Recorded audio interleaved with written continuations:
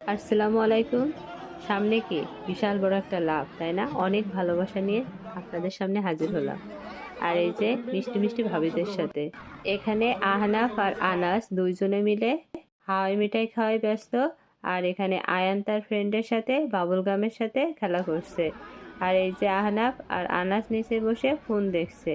এটা হচ্ছে বাংলাদেশ থাকতে আহনাফ এই যে যশোর ইংলিশ স্কুল অ্যান্ড কলেজের একজন স্টুডেন্ট ছিল। আর এই স্কুল থেকে আয়োজিত পিকনিকের অনুষ্ঠান। আর দেখতে দেখতে প্রায় 9টা মাস পার হয়ে গেছে। আর আমরা কানাডায় আছি। আর এর ভিতরে দেখুন আহনাফ কতটা বড় হয়ে গেছে।